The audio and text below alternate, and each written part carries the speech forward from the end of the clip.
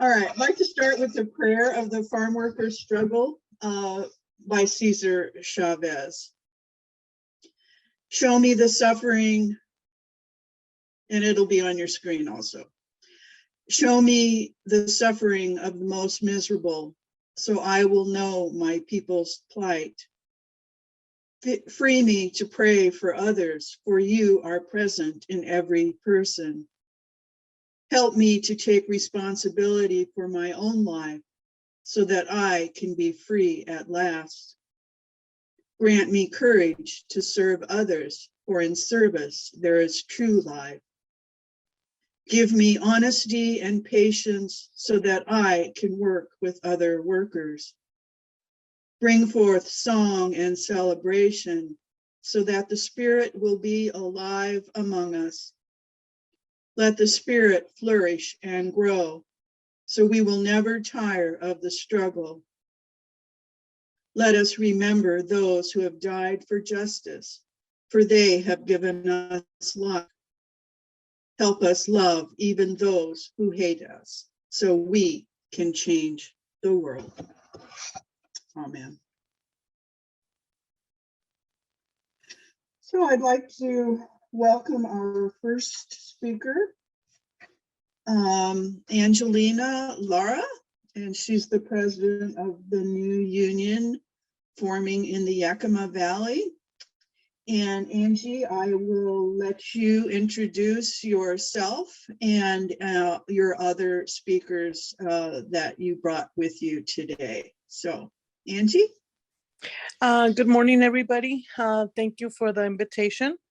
My name is Angelina Lara. I'm the president of Trabajadores Unidos por la Justicia, TUJ. We are the new union here in Yakima Valley, formed by women. Our goal is to help our community and the warehouses better their work environment. Today with me, I have Armida Rivera, which is our organizer. I'd like to have her speak. If we can pass her, if she can speak first before me? Sure. Thank you. Hi, everybody. My name is Armida Rivera. I'm the organizer of TUJ, Trabajadores Unidos por la Justicia, here in Yakima. I'm from Colima, Mexico. I came to Sunnyside when I was 15 years old, and I've been living here for like 20 some years. And I've been working on the fields and on the warehouse. And as maybe most of you know, all this organization starts with a strike that we have last year here in Yakima. And after that, it's been a journey, a good learning process, how to organize, how to be more in touch with people, with our community. And that's what we're doing now, trying to be close to people because we know the struggle with people on the fields and on the warehouses. And that's what we're trying to do, to get close to them, try to see, well, we know all the necessities on the fields and on the warehouses. And that's why we said that it's so necessary to have a union, to have a organization here in Yakima. So that's our goal now.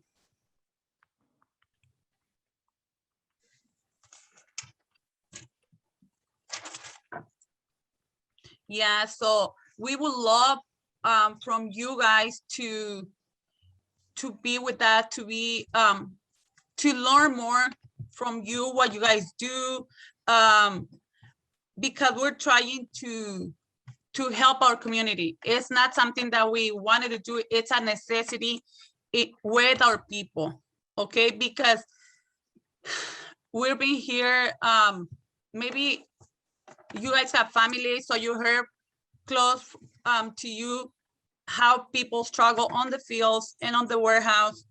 So if you guys can follow us on our Facebook page, TUJ, Trabajadores Unidos por la Justicia, that would be great.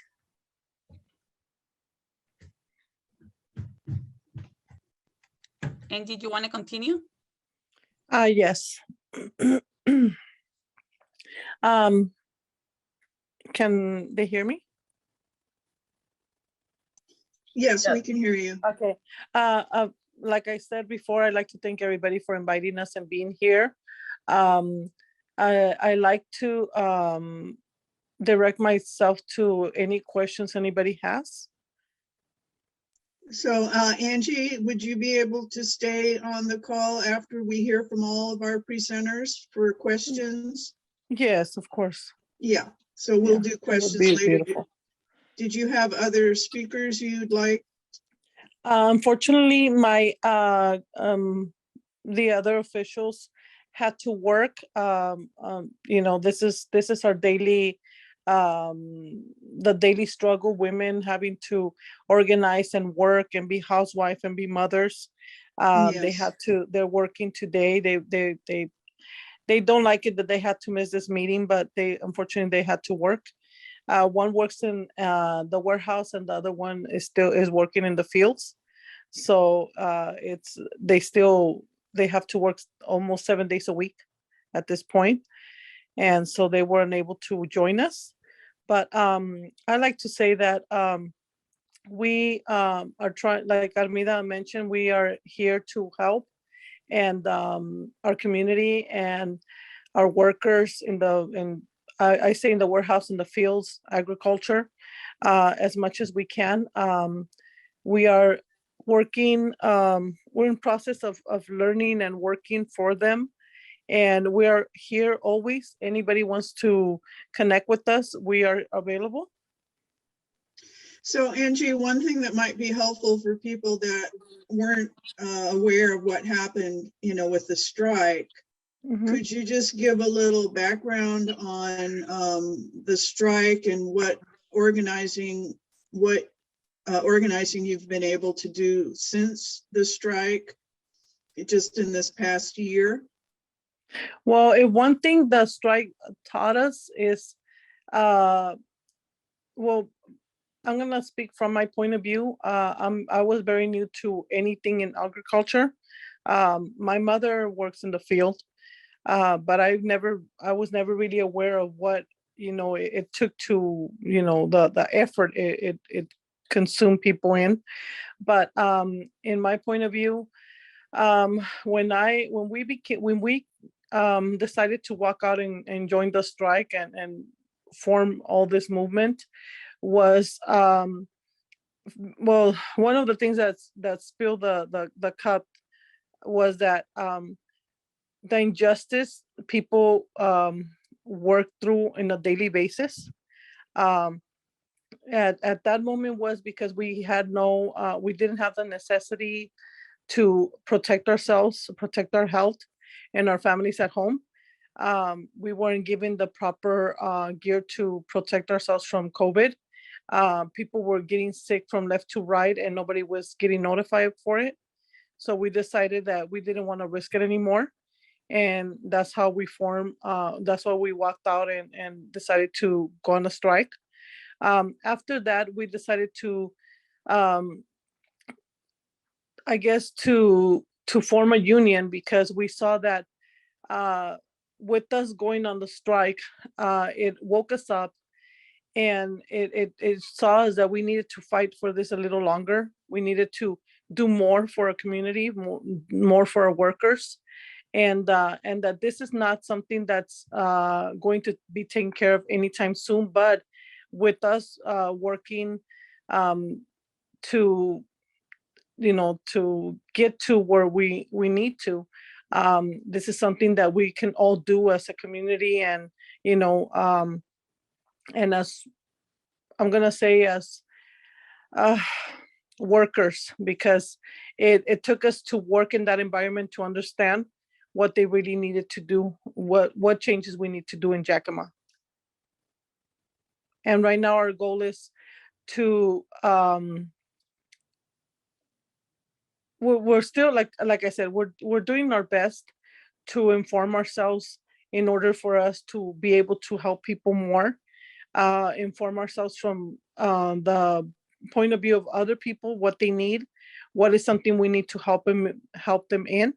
So at this point, if you say what we plan to do in the future, we are still working on that. It's something that we're still working on. And as soon as we're able to know what we're going to do or anything that we have planned, we will put it on our Facebook page. And that way people, if they like to support us, they are welcome to.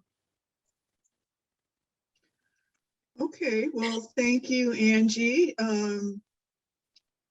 Is there anything else that you'd like to add, or should we move on to Rosalinda? No, we can move on to Rosalinda. Thank you so much, everybody. Okay, well, I'd like to introduce Rosalinda. Let's see.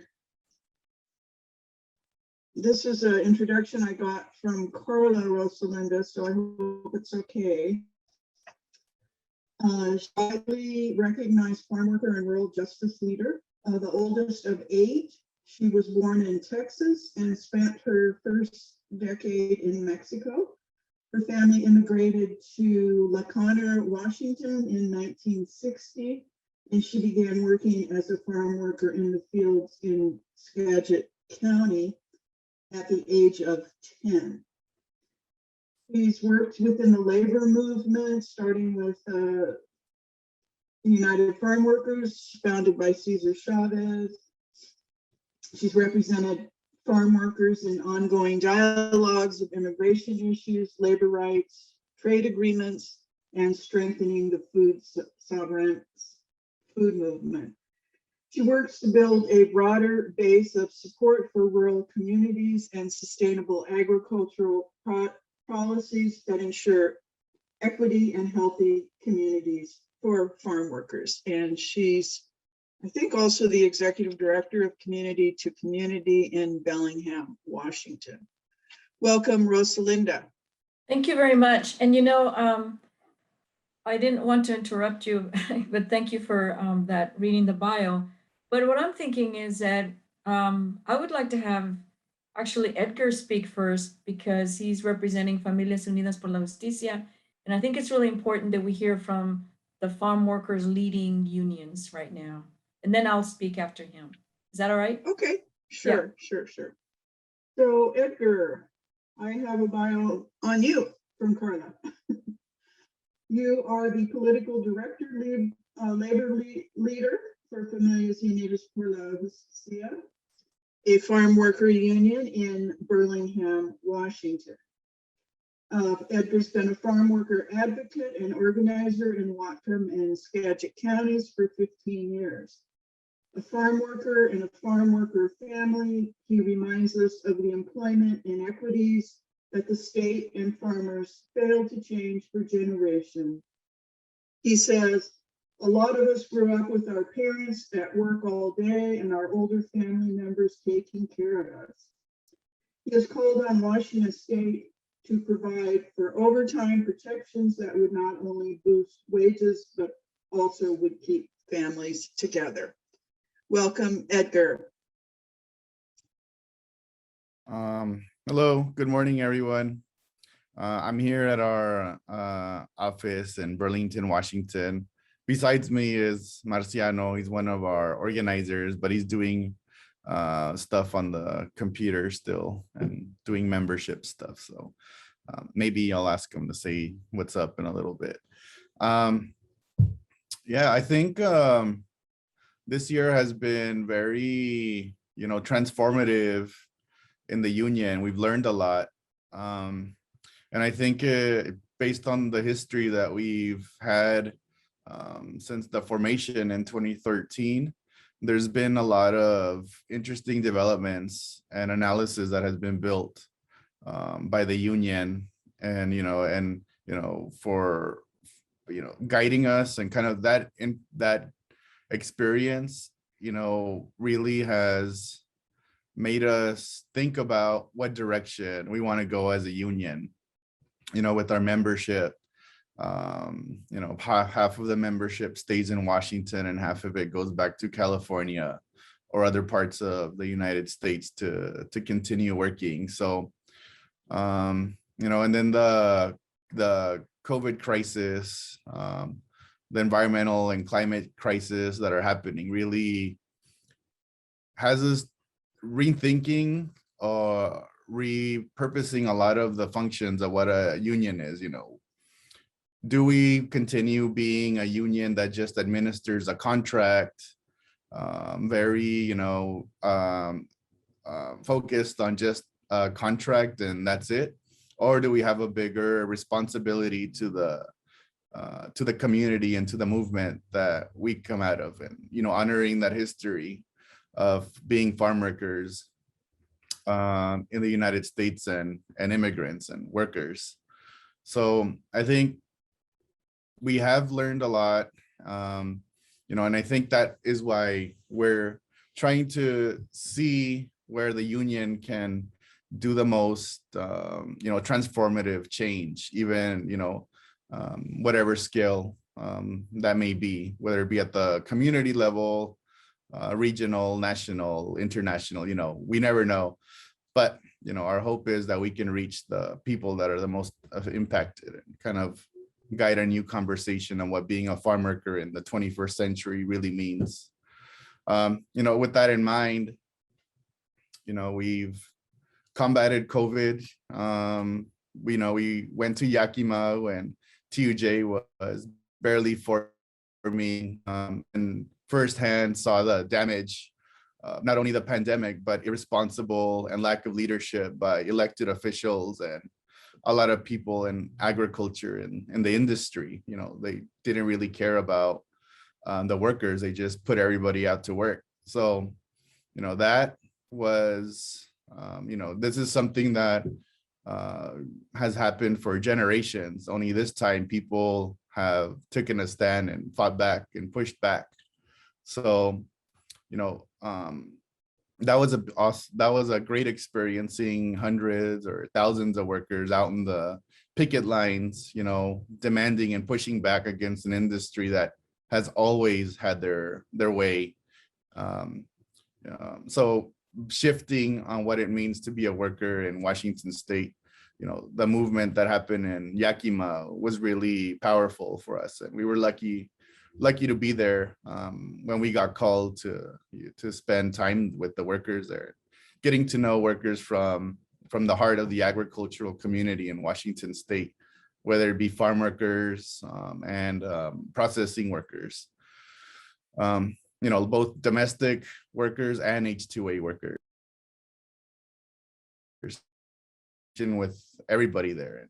Our sense was that there still needs to be a lot of on the ground organizing. So we're very thankful that TUJ exists to be that resource that workers need, not only processing, but farm workers now have a place to go directly. And it's women led. So that's even a bigger, that has a bigger implication, knowing how repressive and oppressive agriculture and the industry has been on women.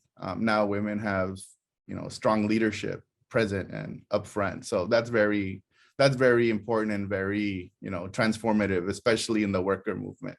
Sometimes women's labor gets invisibilized. So this is a very crucial and powerful statement by TUJ, what they're doing. So, helping with the COVID crisis, getting vaccines and our community vaccinated has been a priority, and making sure they have access to the resources that's needed to survive this pandemic. I think another big thing obviously was, a lot of the momentum that was built and kind of the institutional and systemic injustices that have existed forever. That's what the COVID crisis really put out in display for everybody. So that really, I think, gave us the energy to push back and to fight for overtime. I think a lot of the overtime momentum came from the organizing that was happening in Yakima. And not only that, but with the other movements that were emerging throughout the country with fighting police repression and fighting for Black lives. I think that momentum really called us to question the institutions that uphold white supremacy and capitalism and that allow all these injustices to continue to exist. So with that in mind, I think the overtime bill that we passed in Washington was very also another big win and a big step for farm workers, because even prior to that, the Supreme Court pretty much laid down the case of why denying farm workers overtime is racist. And we can't, there's no way about it. It is racist to deny a whole section of workers, which 99% are Latinos in agriculture, a benefit that almost every other sector of workers has. So I think that changing those rules, that really was very intense, because we saw up front again, the industry, who always says that farm workers are like family, really pushing back and doing as much as they could to keep farm workers in poverty and denying these basic human rights. And I think with that, I think it's really important to look at the, we talk about what is the farm worker movement in the 21st century. And for us, it's, we have to rethink about what are we organizing for? I think union contracts are a step in a direction that's good. Always, unions and workers are the ones that make this economy function. But it also, we have to look at what our labor is being used for and for who. Is our labor going to be used to further exploit us and exploit the planet? Agriculture is a very extractive, polluting industry. And I think it's time to have that conversation about how to transition away from that. Our labor is being used to pollute the planet. And I think we need to recognize that, organizing and giving power back to workers is a way to transition away from that. But then, think about, what do we do once we have that power? Do we continue down the same line of preserving contracts, or do we fight for something that's better? We have the example here in Whatcom, Mayor Rosalinda will talk about it, of having worker-owned cooperatives to show that workers have the intelligence and the know-how of producing food from a whole different, with a whole different purpose other than just making profits. I think also on our mind and on our plate is also the environment and climate change. We were lucky enough to be chosen to go on a delegation to Scotland to participate in the COP26 to bring that farm worker perspective to other workers throughout the whole world and to the United Nations. So we're going to be there in a couple of weeks in Scotland participating and talking about what climate justice is for farm workers. And to kind of wrap it up, in 2015, I believe the Pope wrote an encyclical on climate and protecting our common home. And I think that's a very important text, not only, if you're Catholic, but anybody that has, trying to be of good conscience and of good action. That text really lays down the moral, spiritual, ethical groundwork of why we need to fight against all these oppressions, just as Martin Luther King had laid down. You fight the three evils, whether it be militarism, racism or capitalism, or what he called it, materialism. In that text, the encyclical, the Pope really gets a lot of guidance from St. Francis of Assisi, who was also, one of the, or you can call him an environmentalist, back in the day. And I think those are the examples and kind of the philosophical and spiritual things that we need to carry to really be more bold and rethink about what labor is and what farm workers are capable of. And but all of that comes with a fight. We have to fight for every little inch. Once we gain an inch, the industry really knows how to fight back, and they have the access and the power and the money to push back against farm workers that have been denied power for a long time. But look, hopefully building solidarity across different sectors in our communities, we can really reshape what it means to be a farm worker in Washington and the nation. So, I think I'll leave it at that and hopefully have questions at the end. Thank you, Edgar. That was very inspiring and informative. I really appreciate your remarks. Rosalinda? Thank you. I think that all of you that are listening today can see why it's important to have the farm worker leaders go first. I'm deeply honored, and I'm getting a little emotional to have listened to Edgar and Armida and Angie speak from the perspective of farm worker leaders. So I wanted to thank you all for inviting us and for pulling this together. And I see in the list that there's a broad scope of presence from the ministry, and I'm appreciative of that. So it makes me more thoughtful about what I'm going to say to you. Listening to this leadership that I just heard in the farm worker community, all of the farm worker leadership that is working hard today for justice has come from the picket line. They've come from their own struggle in their own company, taking leadership and moving out and taking a broad and bold step to protect themselves. Literally, in the case of Trabajadores Unidos por la Justicia, they were walking out to protect their lives as they saw some of their co-workers die from COVID.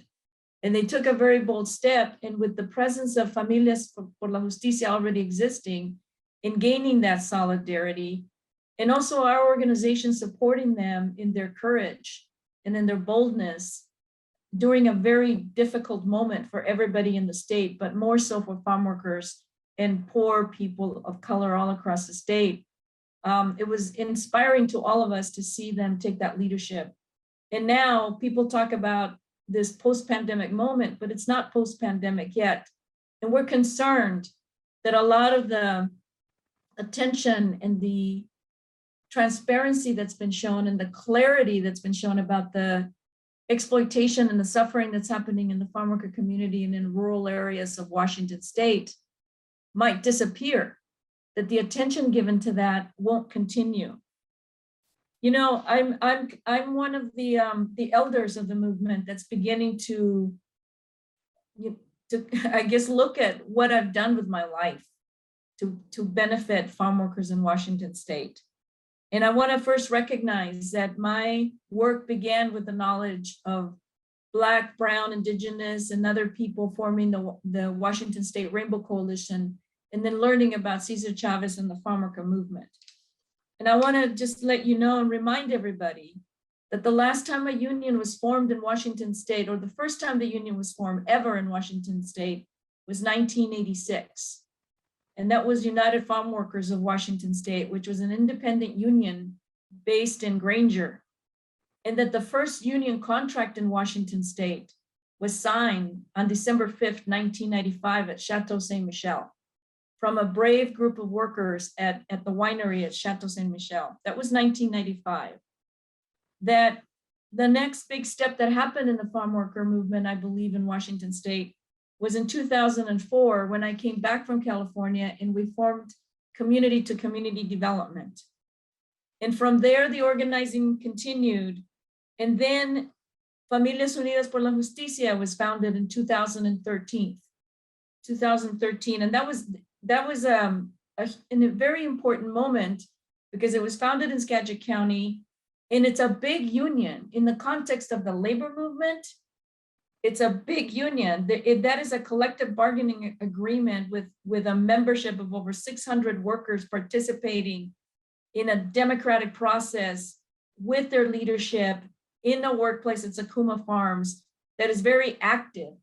And also, this is a milestone because 99.9% of the membership of Familias Unidas por la Justicia is Mixteco and Triqui, totally an indigenous union. Some do not even speak Spanish, and yet they're bold and they're organizing.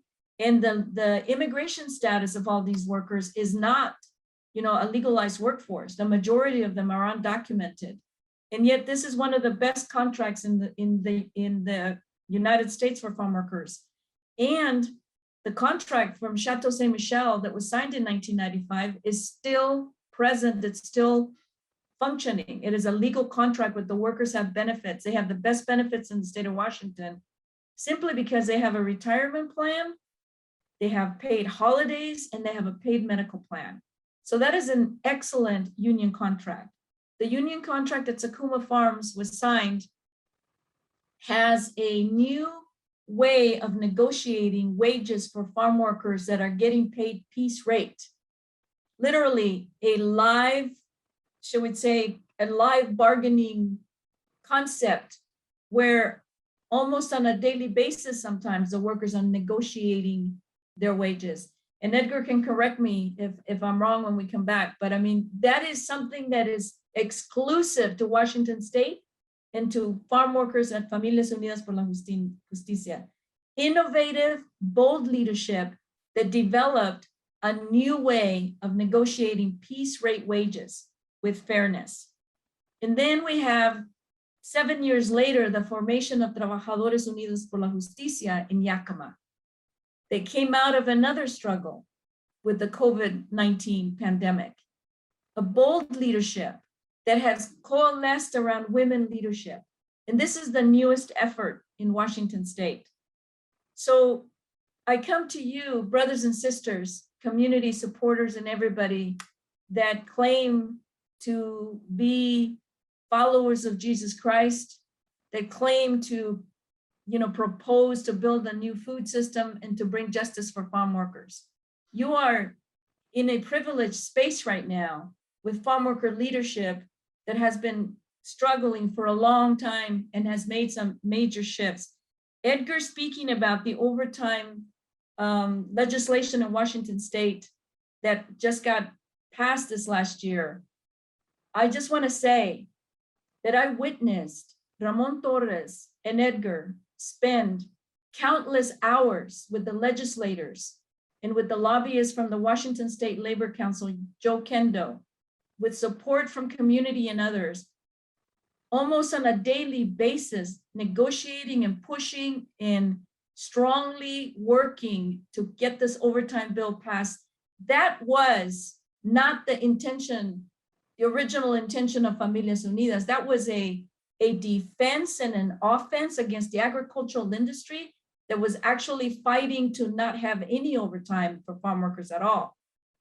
And so the brilliance of the lobbying of Ramon Torres and Edgar Franks in the Washington State Legislature cannot be forgotten, and it needs to be documented that was another historic moment where they actually negotiated benefits with the agricultural industry that benefited farm workers for another generation.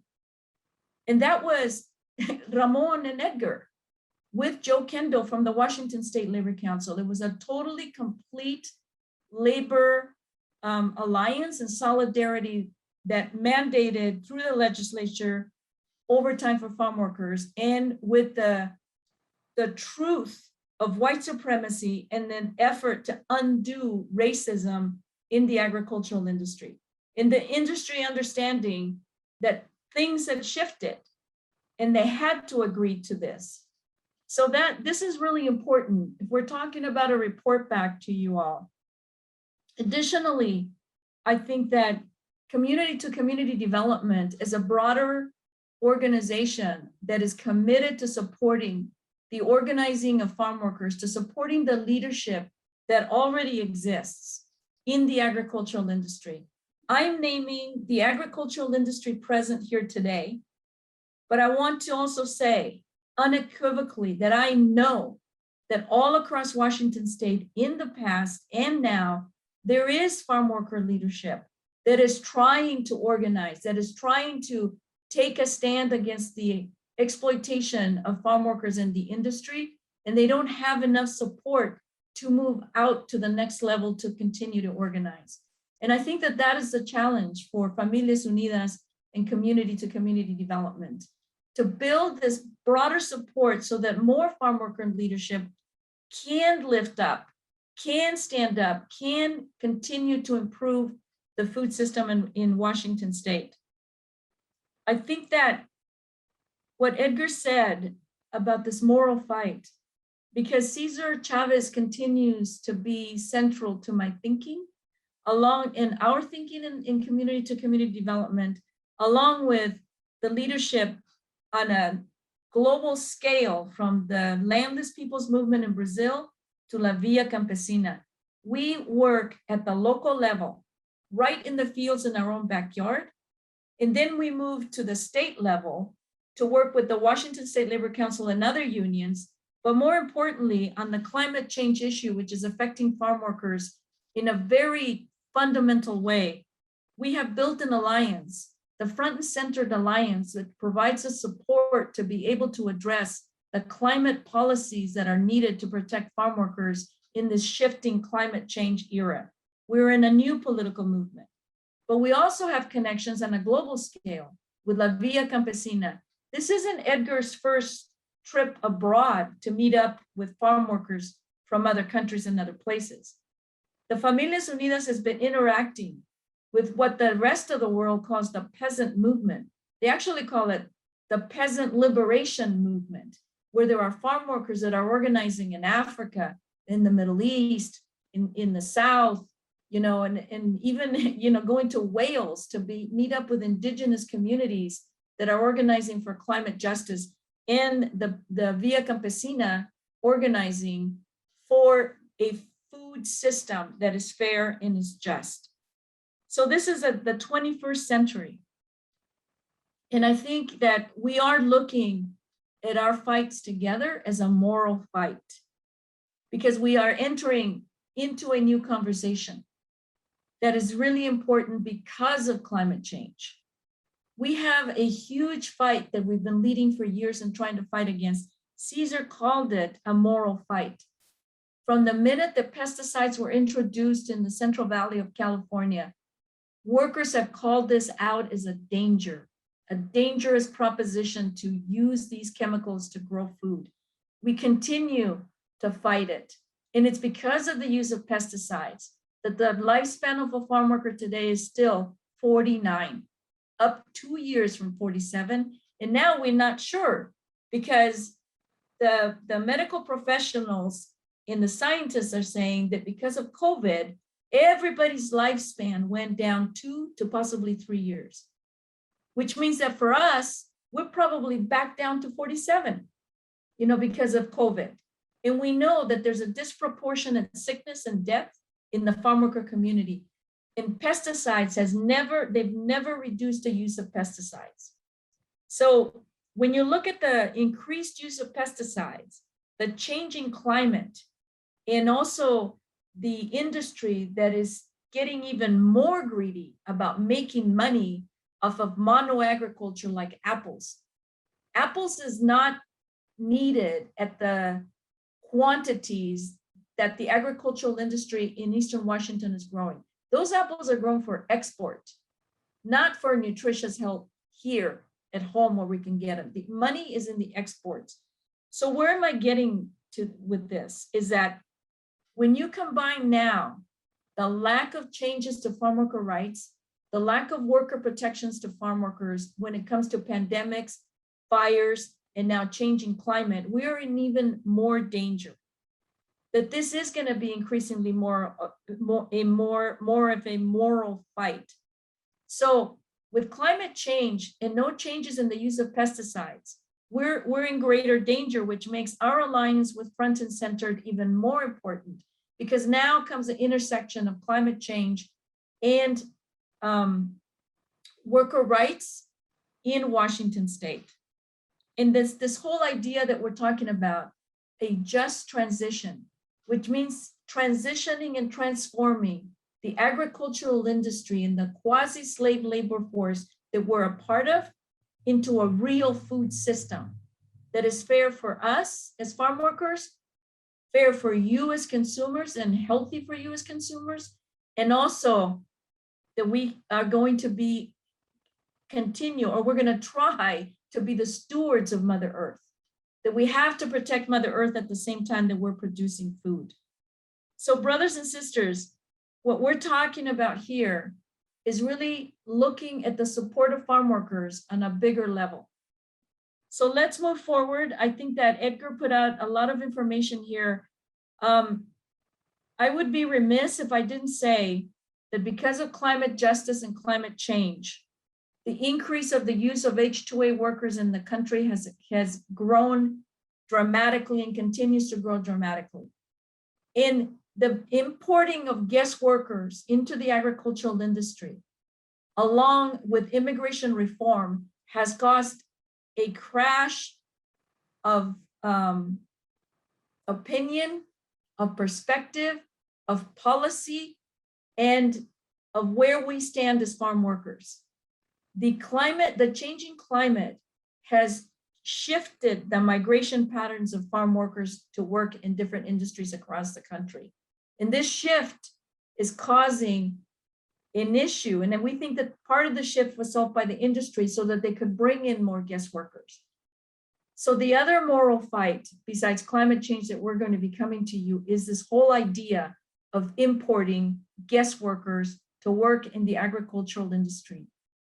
We see the merging of the H-2A program with immigration reform, the merging of policy discussions and implementation of farm worker rights and legal status with the importing of H-2A workers as the next big moral fight that we have in front of us.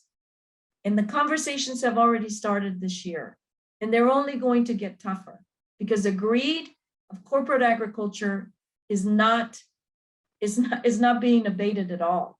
And we are the tools that they need to be able to make more profit. And if farm worker leaders like us refuse to give in to a quasi-slave labor conditions, then by God, what they're planning to do is to ship them in. That's clearly what the H-2A program is. Our opinion is the H-2A program is a quasi-slave labor force that is being brought in to tone down the leadership of farm workers who are trying to organize unions and self-determine our wages, our health, and our safety in the fields. So because we're all together in this one place, you need to know where we stand. This is a new moment. This is a new moment with new leadership in the farm worker movement. It is a new direction, and we will have this conversation with you, and we will continue to oppose the H-2A program on a national and local level. Thank you. Wow, thank you, Rosalinda. That was wonderful.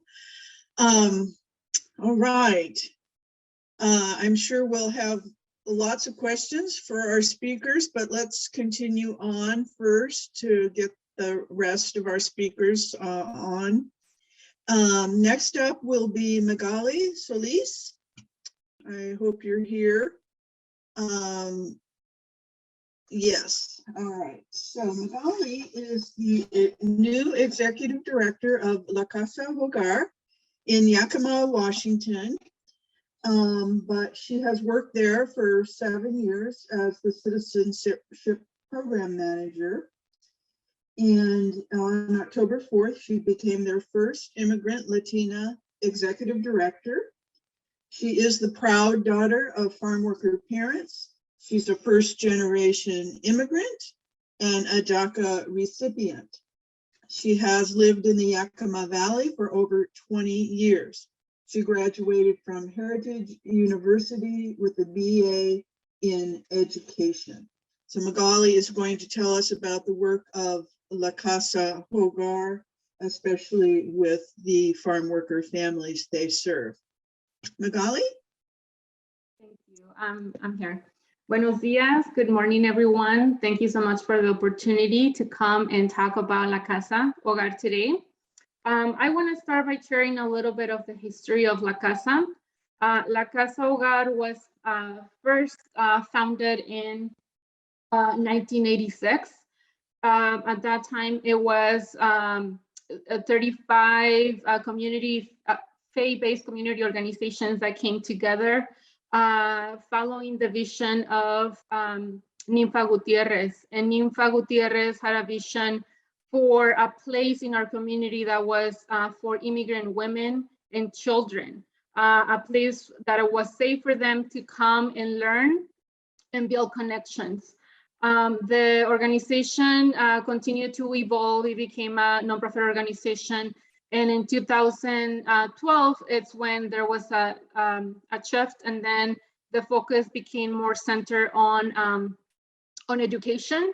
As you can see in my background, I have a photo of our office where we also offer our classes. The house, it's over 100 years old. And every single space is used either as an office or a classroom space. We partner with over 600 immigrant families per year. We have 3 core programs. We have an adult education program that offers English classes, nutrition. And in the past, we have also offered driving classes and computer classes as well. That program is connected to our second program that is an early learning center, where we offer children that don't have the opportunity to attend preschool, the opportunity to come and learn and get ready to enter school. The Early Learning Center serves about 14 children. Right now, we actually, in the last few years, we did a capital campaign to build a new escuelita, a new early learning center that will have the capacity now to serve 20 children per quarter. So we're really happy about that. The program also offers opportunity for parents to learn how to support their children at home.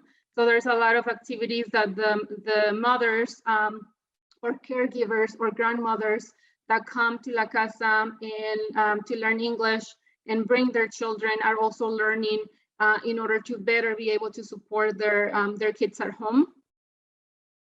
Our third program is the Citizenship Program, and with the Citizenship Program, I want to share a little bit about how the program was actually created, because that is, it reflects how La Casa Hogar responds to the needs of the community.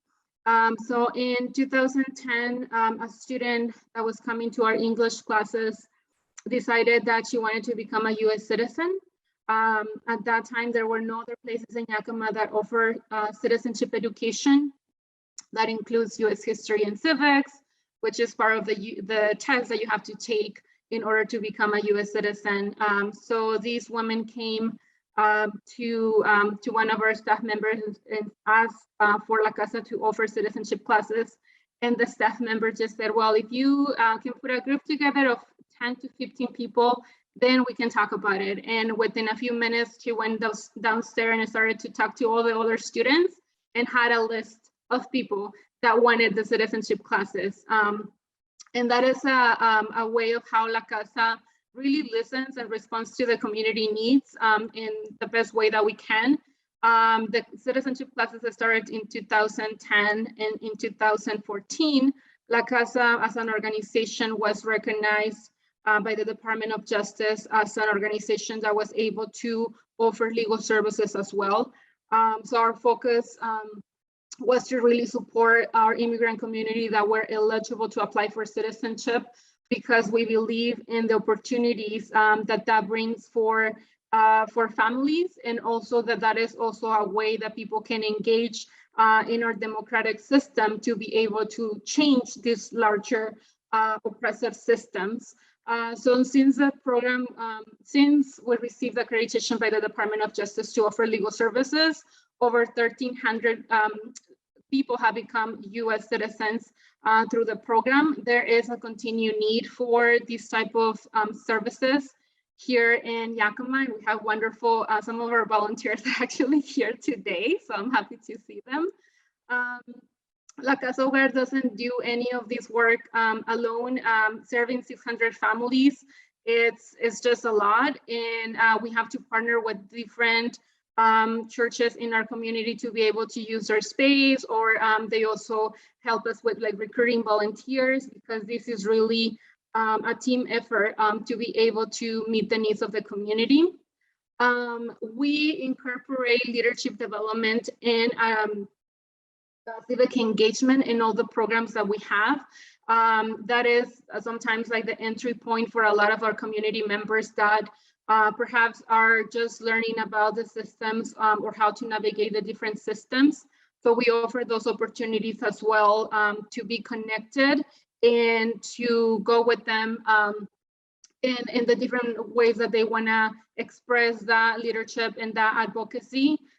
Sometimes it's directly with going and advocating for their children's needs at the school district. So we really try to offer that partnership for our families and that opportunity to be able to engage and advocate for themselves and their families as well. During COVID, so I mentioned that our core mission is education, because we believe that really transforms the individual, it transforms families, and it transforms communities. And during the COVID time, we had to close our offices and stop our services, because what we noticed was that our community that was being the most impacted was not receiving any information about COVID in Spanish. There was really little information, little resources. People didn't know how to protect themselves. So during that time, we put our programs on pause, and we shifted to offer that direct support that our community needed. With some partners actually in this call as well, we were able to secure masks to give to our communities. We have given over 25,000 masks to our community. And we have also given over $300,000 on COVID relief to families in our area, because many of the barriers with accessing other state benefits, or the fear that if they access any benefits, especially if it's financial, that will have an impact in their immigration cases or ability to become U.S. citizens. There's just a lot of fear in accessing any type of benefit that will require that they have to either disclose their immigration status or even give their names or their addresses, because of the mixed status of the families that we serve. So that's a little bit of what La Casa does. And there are always opportunities to connect and learn about what we're doing. I'm going to share our website here in the chat, where you can learn more about what we do. There's always opportunities to connect with us and many of the things that we do in the community. So thank you so much for your invitation and your time. Thank you, Magali. It's good to meet you. And I know you're all doing great work over there. So we had Elizabeth from United Farmworkers scheduled, but she had a last minute conflict come up. But she says that our next speaker can report for her. They're working together on some stuff. So I would like to introduce our next speaker, Ira Cuello Martinez, and he is the policy manager at Cocoon, which is our farm worker union here in Oregon. And he works closely at the intersection of farm worker justice, immigrant rights, and environmental justice. Ira is the son of immigrants who came to America from Puebla, Mexico in the early 1990s, and he became the first person in his family to go to college and earn a bachelor's of degree in political science from Willamette University. Prior to joining Cocoon, Ira was a labor organizer at Bo's Workers' Rights Education Project, where he worked with the day laborer and immigrant community on issues related to wage theft. Welcome, Ira. Thank you for having me in this space, for the introduction, and to all the speakers. The words were very inspiring to hear from you all, especially the efforts happening in Washington State. As Reverend Connie mentioned, my name is Ira Cuello Martinez. I use he, him pronouns. I'm policy manager at Cocoon, Oregon's Farm Worker Union. I prepared some slides for my presentation today. Just wanted to also give a quick background on myself and why I'm so connected and invested in the farm worker movement.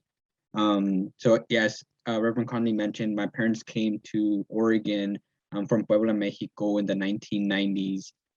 And coming from generations of agricultural workers and farm workers, that's the first industry that they got into when arriving to Oregon, specifically with the berry picking that happens in the Mid-Willamette Valley in Salem, which include blueberries, blackberries, and strawberries, as well as working with the Christmas trees during the winter season. And, you know, I think a lot of our folks really do care about the land and being connected to the agricultural work, given our backgrounds and our history.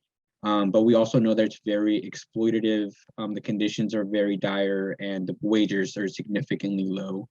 So it's very sad and unfortunate to see many folks who do enjoy the agricultural work, but have to go into other industries just to find better wages and working conditions. And, you know, I do remember growing up in the fields when I was like 9, 10, 11 years old, helping my parents either carry buckets and even starting to pick my own berry lines as well.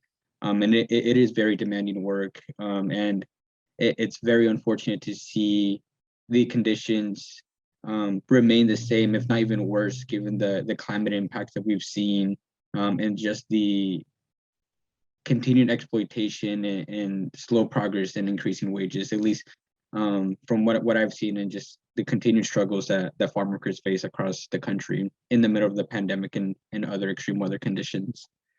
So I'll go ahead and start sharing my screen to talk a little bit more about the work that I do at Cocoon.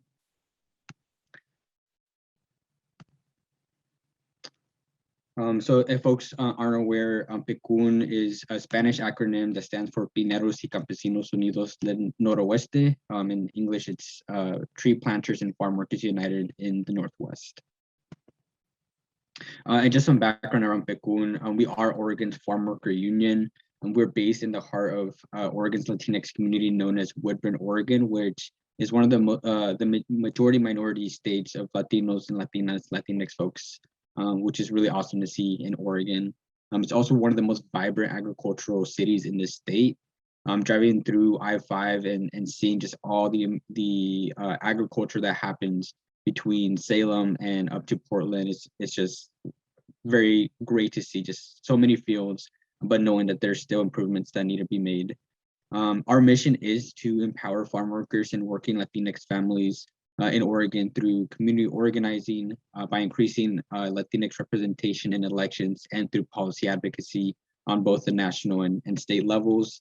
And we really envision in Oregon where farm workers and Latinx working families are empowered and have a say in a decision that affect them the most, both in the workplace and in the communities that where they live in.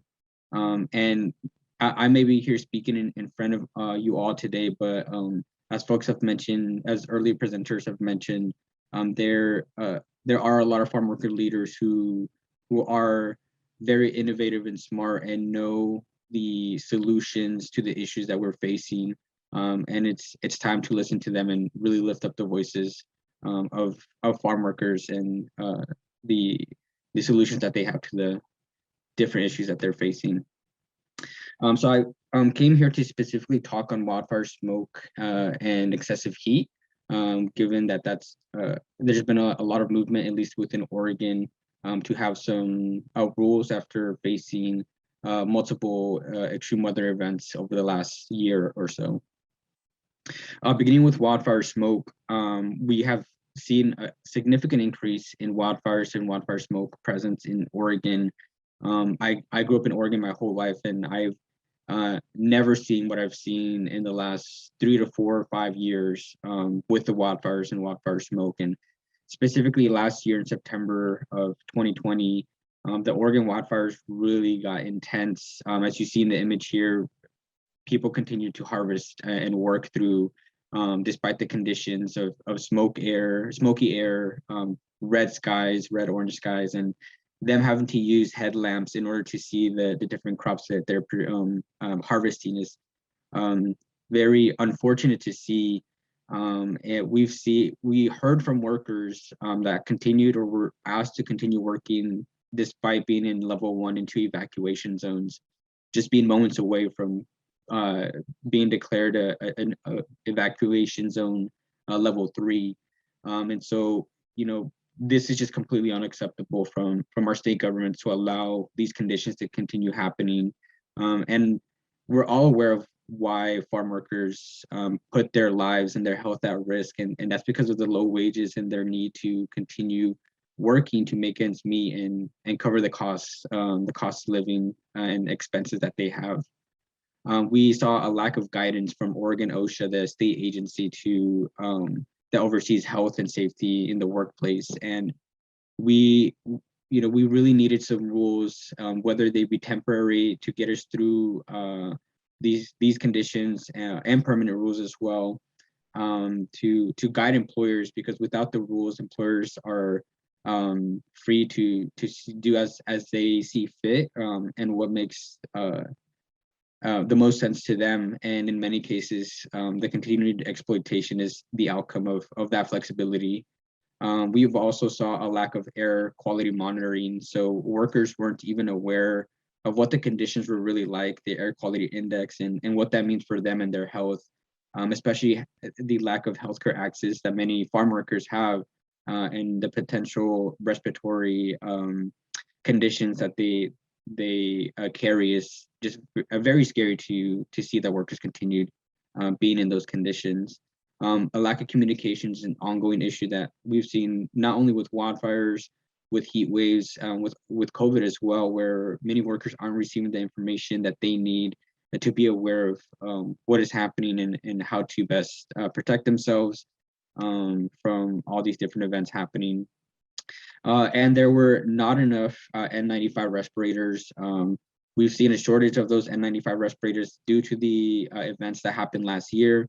And many workers were still out there with their cloth masks, which is not sufficient or safe enough to be out there, especially when the AQI levels were beyond 500, which is severely exceeding hazardous levels. Just some things that PECUN did in response to the wildfire events. So we had a farm worker emergency fund that was created as a response to COVID-19 and those who are unable to access unemployment insurance or any other support, financial support from the state or government.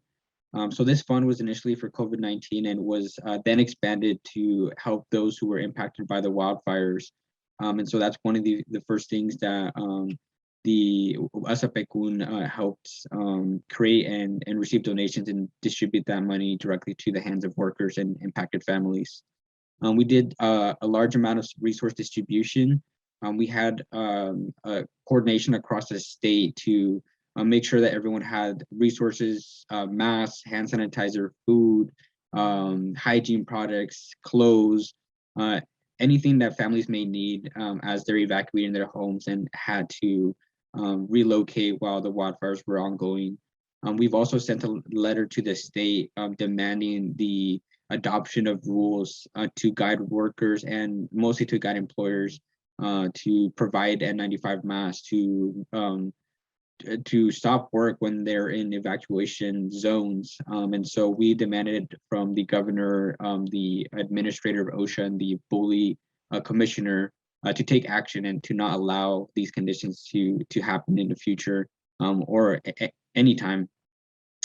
And PECUN has actually been involved in a permanent rulemaking process on wildfire smoke with Oregon OSHA. And some of the things that we've been advocating for in that process is first and foremost, there needs to be effective training to the workers so that they're aware of their rights, the rules that are in place, and how to best identify and protect themselves when there's wildfire smoke present. N95 respirator use at voluntary and mandatory thresholds is also something that we've been pushing for, given that they're the most effective tool if workers are going to continue being out there when AQI begins to increase. Strong communication of those AQI levels is also crucial, making sure workers know the different hazard levels when it comes to air quality index. A full respirator protection program. I think from us, we'd rather not see workers be outside when the air quality index exceeds 300. And at the same time, it's difficult when workers want to continue working and earning an income. And so on the one hand, we see room for the state to step in and support workers who are being impacted by extreme weather events. And on the other hand, we've also seen a lack of urgency and response from the state. So oftentimes we do have to take things into our own matter, and a full respirator protection program may be at least one piece of that puzzle to help minimize the harmful impacts that wildfire smoke has on farm workers. And lastly, an emergency medical plan is always going to be needed as folks respond and react differently as the wildfire smoke and air quality index increases. And then when it comes to excessive heat, I think we were all aware, again, how climate change has really been increasing the temperature that we've been facing during our summers. And I really want to highlight Sebastian Francisco Perez, who died on June 26 earlier this summer due to heat illness in the middle of a historic and record-breaking heat wave that Oregon faced. And this was very tragic and an avoidable death, where PECUN and other worker advocates had asked Oregon OSHA to let us know what their plans were in regards to the summer and if they're going to have any temporary rules before the temperature increases and wildfire smoke becomes more present. Unfortunately, we didn't hear clarity around their plans to adopt any rules. And it wasn't until a death occurred where the state took urgency to adopt a temporary rule 12 days after Sebastian's death. And I highlight Sebastian's death because he was a farm worker working in St. Paul, a very small rural town outside of Salem, Oregon. And he was working installing irrigation systems. He was a recent immigrant from Guatemala, came over to the States to support his spouse in the hopes of starting a family in Guatemala. And only a few months after arriving to the United States, he passed away due to the negligence from the employer and the state to have any rules or protections in place when being exposed to excessive heat and extreme conditions. There were hundreds of complaints submitted to Oregon OSHA that weekend of the heat wave, and just highlights the importance that a rule is needed, since we know employers will not be complying unless there are significant fees and penalties attached to breaking those rules or not following the rules. And so some response that we had at PECUN to that heat wave events earlier this year, again, we expanded our Farmworker Emergency Fund to include folks who lost income, who were being sent home from work because of the increasing temperatures. And we held vigils in St. Paul, where the worker had passed away, Portland, and Hermiston, to highlight and elevate the death of Sebastian Francisco Perez, and making sure that there is action and response taken, because we cannot allow this to continue happening. We had some water distribution efforts, visiting different farms and making sure farm workers had access to cool water, as well as Gatorade that we were able to provide. And we met with Oregon OSHA to share some of our thoughts around the content and what is necessary in a temporary heat rule. And some of the things that we mentioned in the temporary heat rule is also things we're advocating for in the permanent rulemaking process. First and foremost, when it comes to heat, water, rest, and shade are the key things that is needed to really cool down the body, and making sure workers are safe when facing extreme heat. Effective training, again, is going to be key when making sure workers are aware of the different thresholds and different protections that they have based off of the rules. A two-way communication system is needed to allow workers and employers or supervisors be aware of any situations that are occurring, and having an observation of those workers, or a buddy system, so workers are not working alone. In Sebastian's case, he was working alone in the fields installing those irrigation systems, and it wasn't until several hours later where they found his body, and that's just completely unacceptable that he was working alone and his body took several hours to even find. Acclimatization is also key, as workers need to be adjusted to the hotter temperatures, especially if they're migrating from different parts of the state or of the country, and are just used to different weather conditions. And again, emergency medical plan is always going to be needed in case there is heat illness or heat injury that occurs on the workplace. And just some intersections that I wanted to briefly highlight as well. Again, as folks have mentioned, extreme weather conditions will continue to increase in frequency and intensity due to climate change. And we're anticipating that the rules for heat and smoke in Oregon will be adopted ahead of summer 2022, so ahead of the following harvest season. Farm workers will lose income as a result of wildfires and heat waves. I think that's a reality that we're starting to face. And again, something that we're pushing the state to have a fund to support those workers who do lose income as a result of extreme weather conditions. And then the rules will not be strong unless we have really effective and strong enforcement, as well as retaliation protections that are necessary to allow workers to not be punished for speaking up for their rights. And agricultural labor housing must be included in these protective measures, making sure all residents in that labor housing, which includes family members, also have access to cooling centers or air conditioning and air purifiers to avoid the extreme weather conditions of smoke and heat. So that's what I was prepared for you all today with the work that we're doing at Becun. Really appreciate the time provided, and yeah, I'm looking forward to any questions folks may have. Thank you, Ira.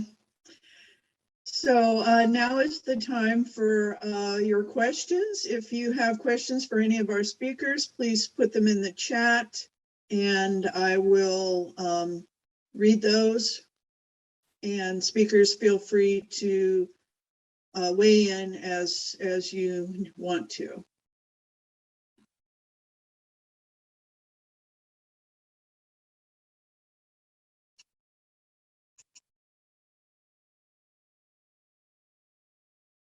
Connie, while we're waiting for people to think about the questions they want to pose, I think I'm going to try the spotlight feature and see if I can take our presenters and put them up front. Let's see if this works, and if it doesn't, I'll cancel my adventure here. But first I will spotlight you. And then I'm going to spotlight yes, look at this. Magali, if you want to come online, I think I can add you in. Oh, and Great. Rosalind, I've got you here. Edgar Oh, Edgar, yes. Find Edgar. and Angie, but I guess she's on the phone. Yeah, Angie was, here's Edgar needs to show his face if he really wants to be as handsome as he can be. Let's see.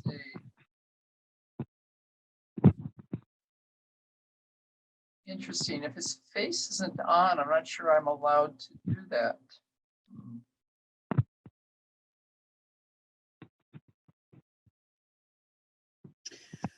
Well, I do have a question in the chat, and this is probably for Ira. Would it help to write letters to OSHA in support of the rules, making the rules permanent for the farmer? If so, can you provide information? Yeah, so we are coming close. So we actually had our last stakeholders meeting earlier this week on Thursday and are awaiting a public comment period to occur. And during that public comment period, we really need support from community members and allies to provide their thoughts and feedback on the rules they end up posting. From what we've seen so far, the rules are stronger than the temporary rules and some of the strongest rules in the country. But again, we won't know until we actually see that language. So we will be providing talking points and templates to support with public comment period, and any letters or written comments that folks in this space can provide would be extremely helpful to our efforts around permanent rulemaking here. So when you say we, will that be Pacoon? Will you be having some way for people to weigh in? Yeah, so we have a pledge, an online pledge that folks can fill out. Okay. And I will put it in the chat once I find it. Okay, great. Thank you. Okay, for Rosalinda, you mentioned that workers need a broader support. What kind of support and what can we do now? Well, I think that this is where the whole idea of looking at farm worker justice, going back to really focusing in on the racial issue and the morality of farm worker struggles. Because the reality is, on a political level, the agricultural industry, there's an imbalance. The agricultural industry has huge power over farm worker and labor issues. And I mean, you can see it clearly here in the Eastern Washington, where Dan Newhouse is the representative of the community. He is so to the right, politically, but also environmentally and racially, that one of the broader supports that I think that community can do is really look at candidates that are getting elected that are coming in from the industry, because they have incredible political power, and also their lobbying mechanisms, their lobbying organizations and farm labor contractor organizations like the Washington WAFLA, the Washington Farm Labor Association. In Eastern Washington, and actually everywhere, for all of you supporters to really look at who's speaking out and about what the industry needs. The perfect example is the Farm Worker Modernization Act. I mean, 3/4 of that act is language that could only have been written by the agricultural industry. And so the broader support that we need is for you to really understand that imbalance of power and how influential the agricultural industry is. They have the resources, they have the people, they have the scientists, they have the doctor. I mean, they like have all of this data and analysis that they twist. So from the local level, even at the county level, you know, we have a farmer, a right-wing farmer at the county council in Whatcom County. At the county health departments, I think with COVID, it became really clear how some rural county health departments really don't care about farm worker health. And it creates these you know, barriers to real data getting to the Washington State Health Department and how protections are going to be permanently put in place. And then the ones that are permanently put in place are not what the farm workers really need. It's what's politically feasible. And I think that that's part of the broader support in community, is to really look at the imbalance of political power. But the other is to understand the farm workers don't have the capacity or the ability to be able to participate in spaces away from the capital. I mean, Olympia is so far away from where the farm workers are. The resources to get there, but also the ability to take the time off without getting fired, to go and testify and to speak for themselves. And so, you know, what do you get? You get like advocates like us that are exhausted from trying to cover all of these big big issues. And I just want to speak in Yakima to Trabajadores Unidos por la Justicia, that really in Yakima, it would have been amazing if every single day there could have been 100 to 200 community members supporting the striking workers on the picket line. That's the kind of support that I'm talking about. That when workers take a bold step and they're courageously standing up for themselves, that the community show up for them in large numbers, especially in the Yakima Valley. I mean, I think we can say in Whatcom County, when Ernesto Silva Ibarra died, the H-2A worker, we had easily 100 to 150 community members every single day show up. And that's what's needed. So folks in Eastern Washington, when a farm worker goes on strike, you know, the churches and organizations need to mobilize support to be present. Don't just send boxes of food. Don't just send tacos. No, send people to stand with a sign saying, I am in solidarity and I support these workers' rights to better wages and whatever it is that they're asking for, you know? I think that that's really what I'm talking about. So it's not just a few farm workers fighting for themselves all alone out there in the middle of nowhere. Aside from the boycotts and everything that we organize, of course, but this is just on a very moral, people, emotional presence that the farm workers need. Oh, Yes, I want to say you can always send checks to Trabajadores Unidos por la Justicia also. On the local level, you can always send them, you know, monetary support if you can afford it, because they're just starting, and we're all in solidarity to have a strong union in the Yakima Valley again. Yes, thank you for mentioning that, Rosalinda. I wanted to invite all the speakers to put any information in the chat about how we can send donations to your organizations, or send it to me and I'll make sure everybody gets that. But thank you for that, Rosalinda. Yes, showing up for when the farm workers ask for our support, we do need to be at the ready, and that's hopefully what we're all about here today. Could I just say on a basic level, think twice about electing a farmer or a grower, not a farmer, but a grower to strong political positions. Because I have yet to see one that actually knows how to support labor rights in agriculture, ever. Yeah. Okay, another question in the chat. It strikes me that it is no longer acceptable to have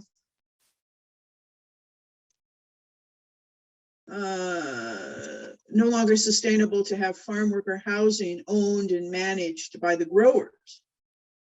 What are your thoughts on that? Any of our speakers?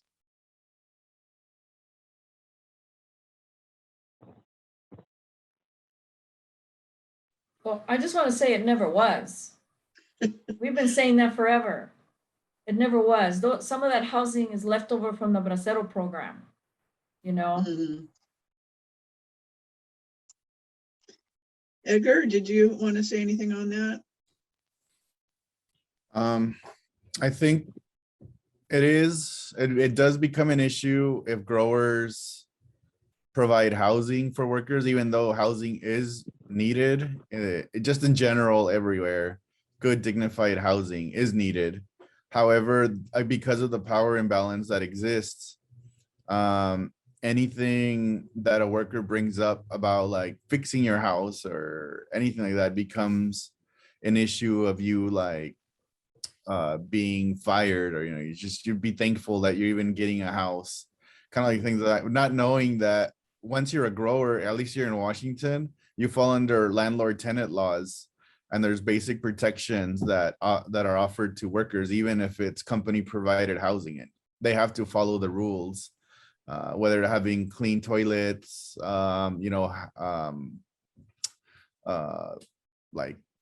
just anything that's supposed to be housing adequate enough for humans to live, which is not much in Washington, sadly.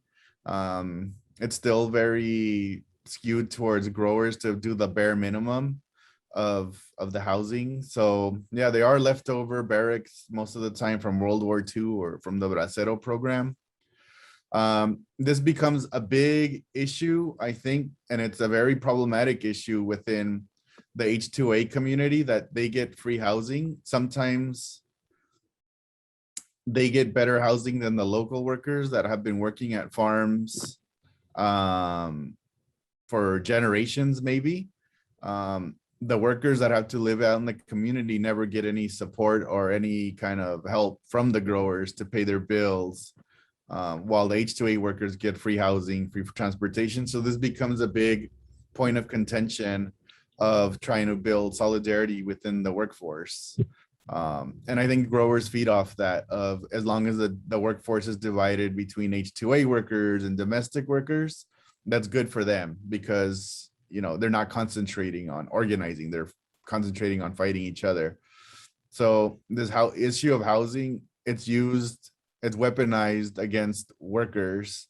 And it's also another point of where growers can have more control over the lives of workers, by basically holding them hostage and, threatening homelessness, if they don't pay attention and play ball with the company.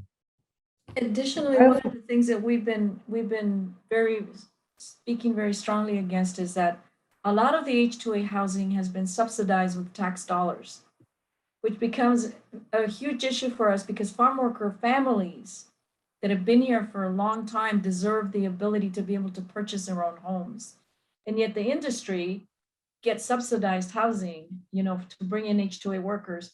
And I want to say, having grown up a farm worker, here in Washington State from a child on, what I hear from farm workers is they all want to own their own home. They don't want to live on the property of the grower. They want to own their own little piece of land with their own home that they can call their own. And that's really, when you're talking about dignified housing, that is what farm workers look towards. And the more that growers encourage providing quote unquote free housing, that is not free housing. That is not really free. That is like a way to retaliate if the worker doesn't accept the wages that are being offered in working conditions. Thank you. So as an outsider, what are the best resources to advocacy opportunities to support your communities? I'm going to take a stab at that one first. I'm going to say, sign up for our Farm Worker Ministry Northwest e-news, and you will be alerted when we hear from our partners, which are all of our speakers, when there are opportunities. But each speaker, please put in the chat or let folks know how they can keep abreast of what you're up to. And maybe Sarah Bell, you can put the link to our e-news in the chat for me at some point. Well, I'm sure Edgar and others have.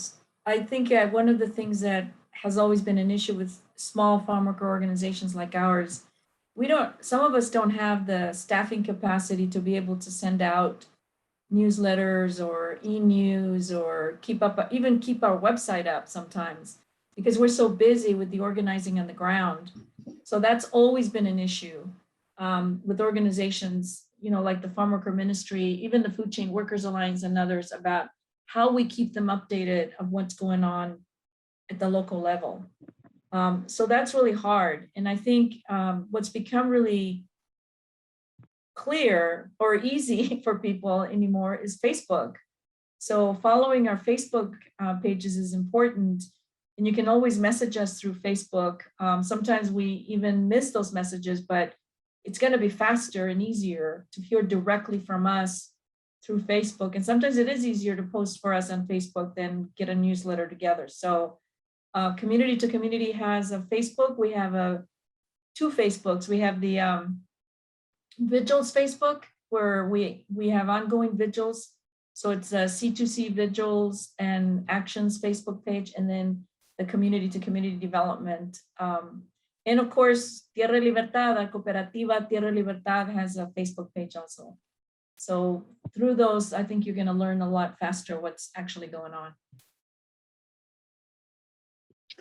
And Ira, how can people keep abreast of what you're up to and what Bakkun's up to? Yeah, I'm gonna link in the chat our website, and at the bottom of our home page on our website, we have the signups to our newsletter, as well as our social media pages. Okay, great. Thank you. All right. Okay, thank you. Any other questions for our speakers? So I'm just wondering, did Armida leave the meeting? She's not on here. Or I'm here, Rosalinda. Oh, Sarah Bell. no la miro. Could you put her up as maybe you could put her up as a speaker? I don't think I have access. Is this the phone only person? No, she had her camera on earlier. Oh, Armida. Just a minute. There you are. Ta-da. Okay. Ahora sí estamos completos. Okay. All right. So any other questions from anyone to put into the chat? Well, for I our think Armida speakers? didn't say how people can contact. Oh, sorry. Yeah.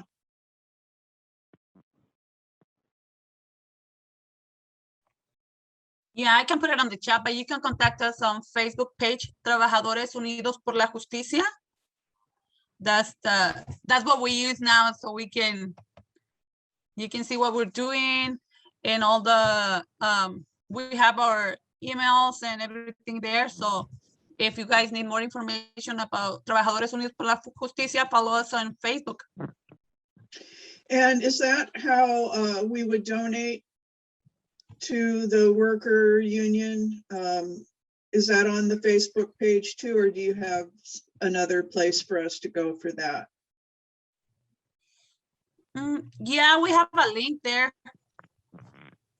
A link for donating? Yeah. Okay, great. Thank you. Julie, could I say something real quick? Another way that you all can support us.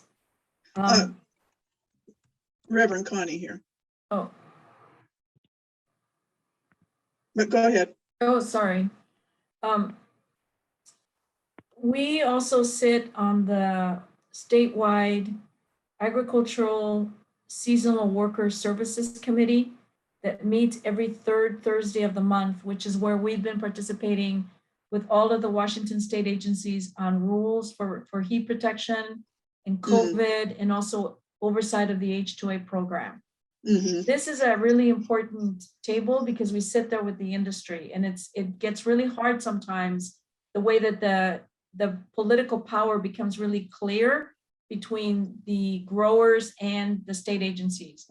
And I think any support, if you really want to see that, what's going on with that, you can join those meetings and sit in every third Thursday of the month. And it's from Okay. 8:30 in the morning until noon.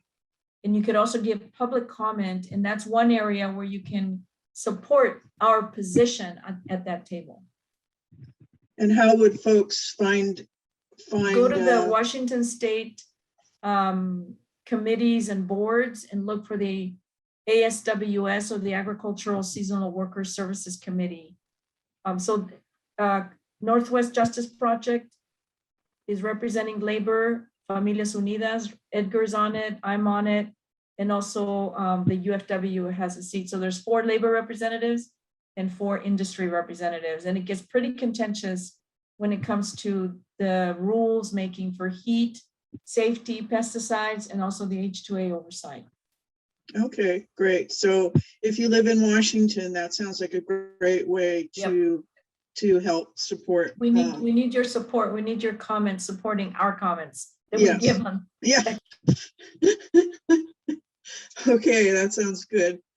All right, well, okay, we have another question. Whoops. Are there any groups you know of in Idaho who are doing farm worker justice? Well, we do know United Farm Workers is in Idaho.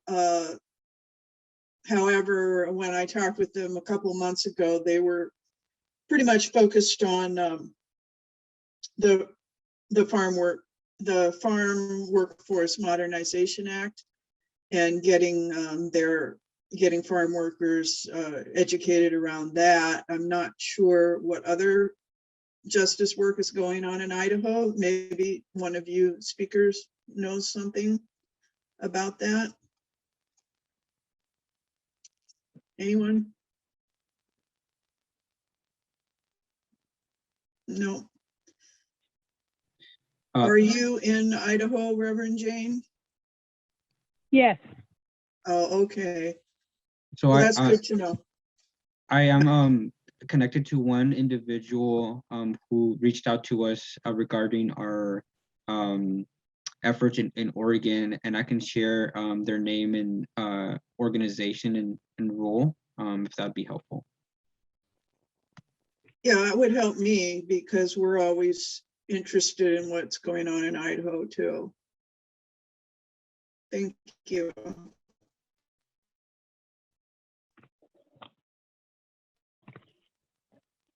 Okay.